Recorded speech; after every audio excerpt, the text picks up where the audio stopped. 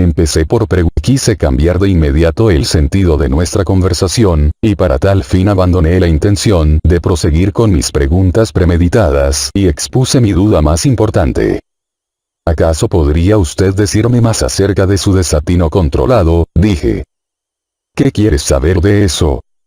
Dígame por favor, don Juan, ¿qué es exactamente el desatino controlado?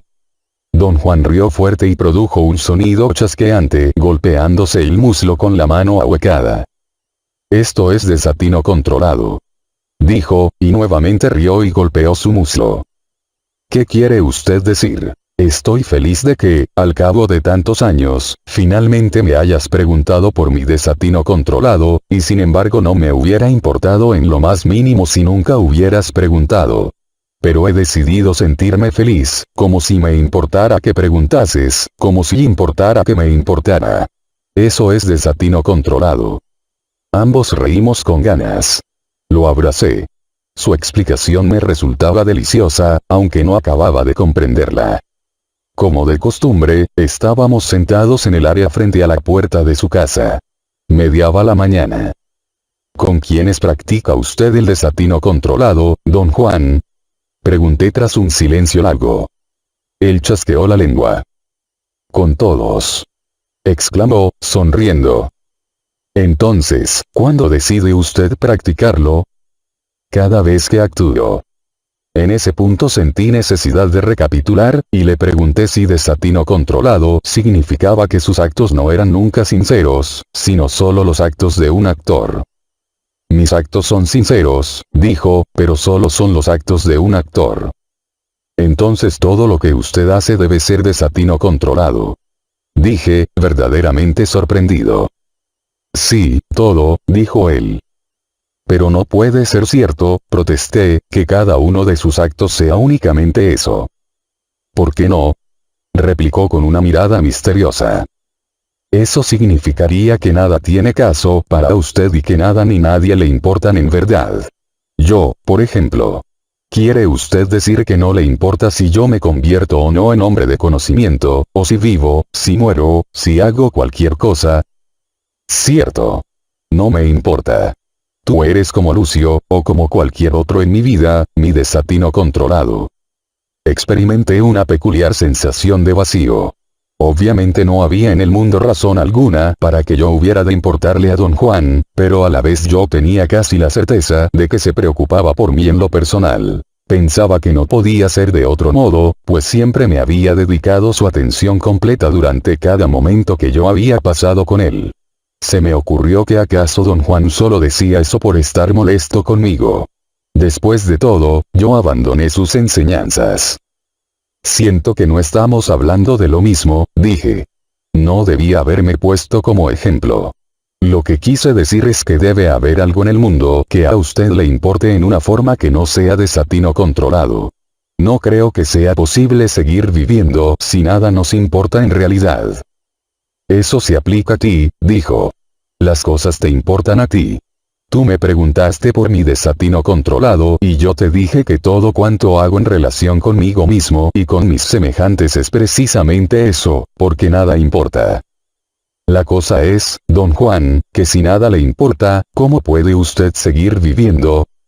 Rió, y tras una pausa momentánea, en la que pareció deliberar si responderme o no, se levantó y fue al traspatio de su casa. Lo seguí. Espere, don Juan, dije. De veras quiero saber. Debe usted explicarme lo que quiere decir. A lo mejor no es posible explicar, dijo él. Ciertas cosas de tu vida te importan porque son importantes. Tus acciones son ciertamente importantes para ti, pero para mí, ni una sola cosa es importante ya, ni mis acciones ni las acciones de mis semejantes. Pero sigo viviendo porque tengo mi voluntad. Porque he templado mi voluntad a lo largo de toda mi vida, hasta hacerla impecable y completa, y ahora no me importa que nada importe. Mi voluntad controla el desatino de mi vida. Se acuclilló y pasó los dedos sobre unas hierbas que había puesto a secar al sol en un gran trozo de arpillera. Me hallaba desconcertado. Jamás habría podido anticipar la dirección que mi interrogatorio había tomado. Tras una larga pausa, pensé en un buen punto. Le dije que en mi opinión algunos actos de mis semejantes tenían importancia suprema. Señalé que una guerra nuclear era definitivamente el ejemplo más dramático de un acto así.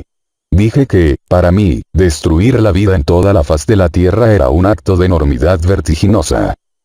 ¿Crees eso porque estás pensando?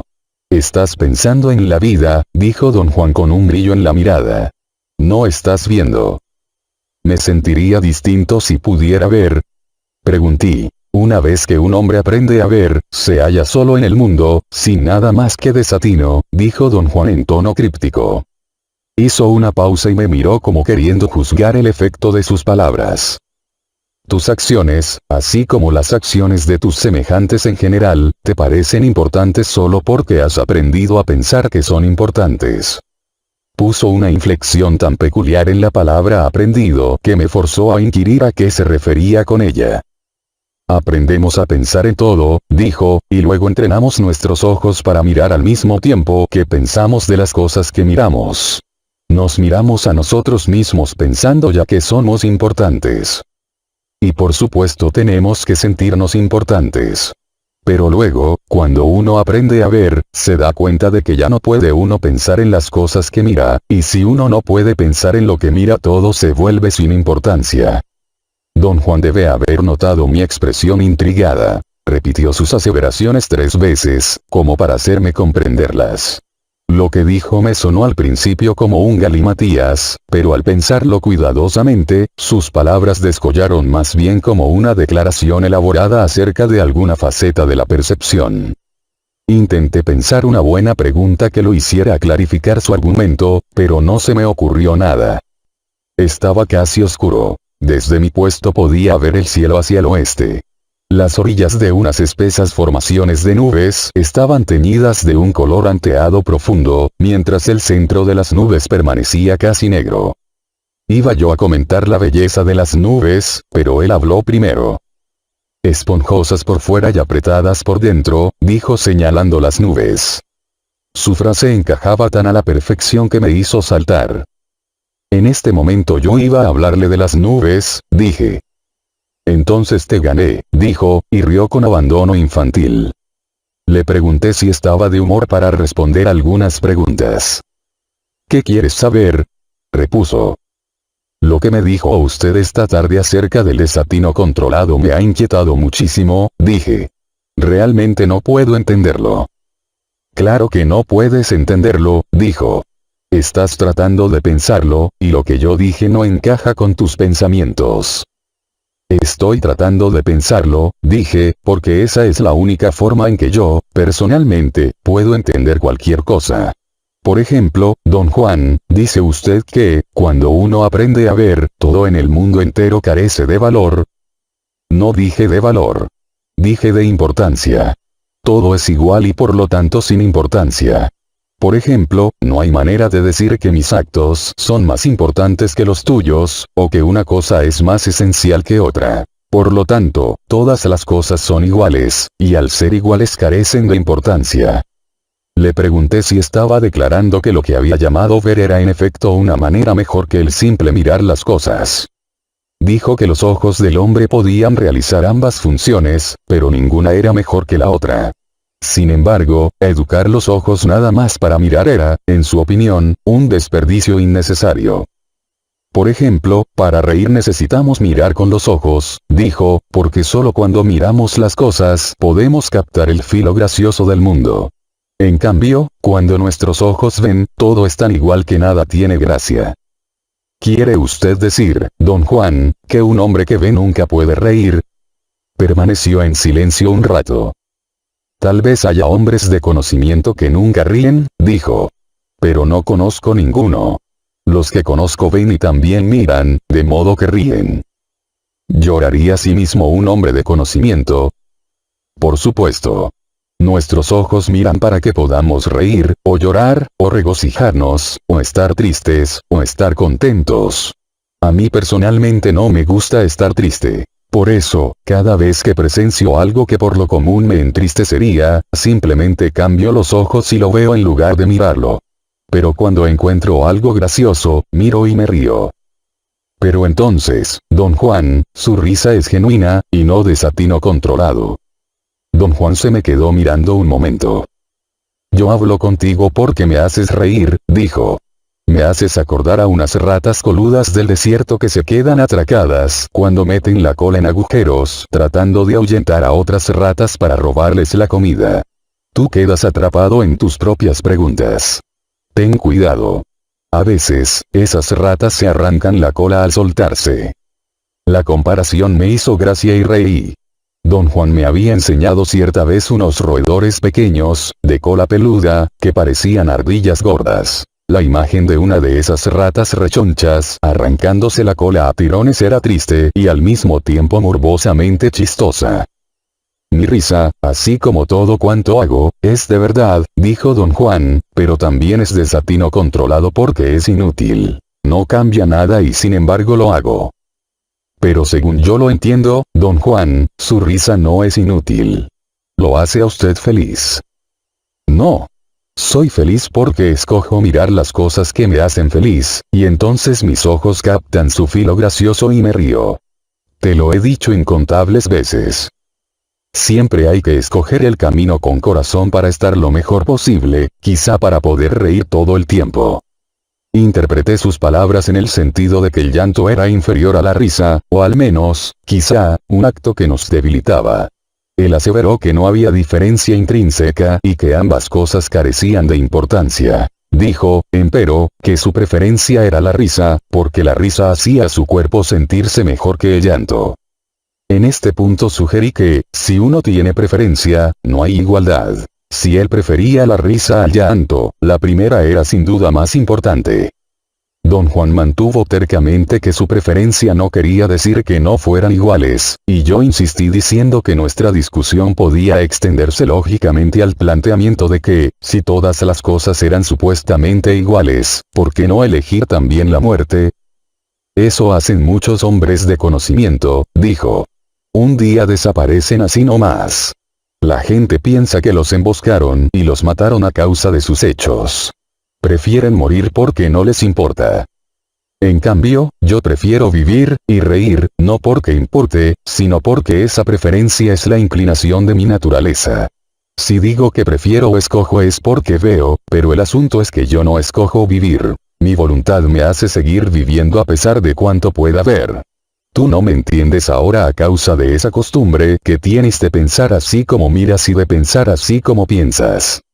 Esta frase me intrigó sobremanera. Le pedí explicar qué quería decir con ella.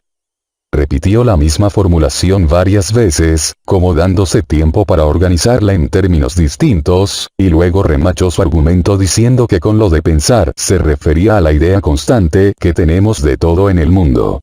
Dijo que ver disipaba esa costumbre y, mientras yo no aprendiera a ver, no podría comprender lo que él decía. Pero si nada importa, don Juan, ¿por qué va a importar que yo aprenda a ver? Una vez te dije que nuestra suerte como hombres es aprender, para bien o para mal, repuso. Yo he aprendido a ver y te digo que nada importa en realidad. Ahora te toca a ti. A lo mejor algún día verás y sabrás si las cosas importan o no. Para mí nada importa, pero capaz para ti importe todo. Ya deberías saber a estas alturas que un hombre de conocimiento vive de actuar, no de pensar en actuar, ni de pensar qué pensará cuando termine de actuar. Por eso un hombre de conocimiento elige un camino con corazón y lo sigue y luego mira y se regocija y ríe. Y luego ve y sabe. Sabe que su vida se acabará en un abrir y cerrar de ojos. Sabe que él, así como todos los demás, no va a ninguna parte. Sabe, porque ve, que nada es más importante que lo demás. En otras palabras, un hombre de conocimiento no tiene honor, ni dignidad, ni familia, ni nombre, ni tierra, solo tiene vida que vivir, y en tal condición su única liga con sus semejantes es su desatino controlado. Así, un hombre de conocimiento se esfuerza, y suda, y resuella, y si uno lo mira es como cualquier hombre común, excepto que el desatino de su vida está bajo control. Como nada le importa más que nada, un hombre de conocimiento escoge cualquier acto, y lo actúa como si le importara. Su desatino controlado lo lleva a decir que lo que él hace importa y lo lleva a actuar como si importara, y sin embargo él sabe que no importa. De modo que, cuando completa sus actos se retira en paz, sin pena ni cuidado de que sus actos fueran buenos o malos, o tuvieran efecto o no. Por otro lado, un hombre de conocimiento puede preferir quedarse totalmente impasible y no actuar jamás, y comportarse como si el ser impasible le importara de verdad. También en eso será genuino y justo, porque eso es también su desatino controlado. En este punto me enredé en un esfuerzo muy complicado por explicar a don Juan mi interés en saber qué motivaría a un hombre de conocimiento a actuar en determinada forma a pesar de saber que nada importaba. Chasqueó suavemente la lengua antes de responder. Tú piensas en tus actos, dijo. Por eso tienes que creer que tus actos son tan importantes como piensas que son, cuando en realidad nada de lo que uno hace es importante. Nada. Pero entonces, si nada importa en realidad, me preguntaste, ¿cómo puedo seguir viviendo? Sería más sencillo morir. Eso es lo que dices y lo que crees, porque estás pensando en la vida, igual que ahora piensas en cómo será ver. Querías que te lo describiera para poder ponerte a pensar en ello, igual que haces con todo lo demás. Solo que, en el caso de ver, pensar no es lo fuerte, así que no puedo decirte cómo es ver. Ahora quieres que te describa las razones de mi desatino controlado y solo puedo decirte que el desatino controlado se parece mucho a ver. Es algo en lo que no se puede pensar. Puse mis notas en el suelo y me acosté. Me sentía cansado. De toda la conversación de don Juan, lo único que punzaba mi mente era que yo no le importaba. Eso me producía una inquietud inmensa. Durante un lapso de años yo había depositado en él mi confianza. De no haber confiado en él por entero, el miedo me habría paralizado ante la perspectiva de aprender su conocimiento. La premisa en que mi confianza se basaba era la idea de que yo le importaba en lo personal. De hecho siempre le tuve miedo, pero frené mi temor porque confiaba en él. Cuando él quitó esa base, me dejó sin nada en que apoyarme, y me sentí desválido. Una angustia muy extraña se posesionó de mí. Me puse extremadamente agitado y empecé a pasear de un lado a otro frente a la estufa. Don Juan tardaba mucho. Lo esperé con impaciencia. Regresó un rato después. Volvió a sentarse ante el fuego y yo solté atropelladamente mis temores. Le dije que me preocupaba mi incapacidad de cambiar de dirección a mitad de la corriente. Le expliqué que, junto con la confianza que le tenía, había aprendido también a respetar su forma de vivir y a considerarla intrínsecamente más racional, o al menos más funcional, que la mía. Dije que sus palabras me habían lanzado a un conflicto terrible porque involucraban la necesidad de cambiar mis sentimientos. Para ilustrar mi argumento, narré a don Juan la historia de un anciano de mi propia cultura, un abogado rico, conservador, que había vivido su vida convencido de sostener la verdad. Por algún motivo mi compañía le resultaba amena, y solíamos conversar largamente. La última vez que lo vi, concluyó nuestra conversación en la forma siguiente. He tenido tiempo de volver la cara y examinar mi vida. Los asuntos de mi tiempo no son hoy más que una historia, y ni siquiera una historia interesante. ¿Acaso desperdicié años de mi vida persiguiendo algo que nunca existió? Últimamente he tenido el sentimiento de que creí en algo que era una farsa. No valía la pena. Creo que ahora lo sé. Y sin embargo no puedo recobrar los 40 años que he perdido. Dije a don Juan que mi conflicto surgía de las dudas a que me habían arrojado sus palabras sobre el desatino controlado. Si nada importa en realidad, dije, al convertirse en hombre de conocimiento uno se hallaría, forzosamente, tan vacío como mi amigo y no en mejor posición. No es así, dijo don Juan, cortante. Tu amigo se siente solo porque morirá sin ver. Su vida solo fue para hacerse viejo y ahora ha de sentirse más mal que nunca. Siente haber desperdiciado 40 años porque buscaba victorias y no halló sino derrotas. Y jamás sabrá que ser victorioso y ser derrotado son iguales. Con que ahora me tienes miedo por haberte dicho que eres igual a todo lo demás. Te estás haciendo el necio. Nuestra suerte como hombres es aprender, y al conocimiento se va como a la guerra. Te lo he dicho incontables veces. Al conocimiento o a la guerra se va con miedo, con respeto, sabiendo que se va a la guerra, y con absoluta confianza en sí mismo. Confía en ti, no en mí. Con que temes el vacío de la vida de tu amigo. Pero no hay vacío en la vida de un hombre de conocimiento, te lo digo yo. Todo está lleno hasta el borde. Don Juan se puso en pie y extendió los brazos, como palpando cosas en el aire. Todo está lleno hasta el borde, repitió, y todo es igual. Yo no soy como tu amigo que nada más se hizo viejo. Cuando yo te digo que nada importa, no lo digo como él. Para él, su lucha no valió la pena porque salió derrotado. Para mí no hay victoria, ni derrota, ni vacío. Todo está lleno hasta el borde y todo es igual y mi lucha valió la pena. Para convertirse en hombre de conocimiento hay que ser un guerrero, no un niño llorón. Hay que luchar sin entregarse, sin una queja, sin titubear, hasta que uno vea, y solo entonces puede uno darse cuenta que nada importa. Don Juan revolvió la olla con una cuchara de madera. La comida estaba lista. Quitó la olla del fuego y la puso en un bloque rectangular de adobe que había construido contra la pared y que usaba como repisa o mesa. Empujó con el pie dos cajones pequeños que servían como sillas cómodas, especialmente si uno se recargaba contra las vigas que soportaban el muro.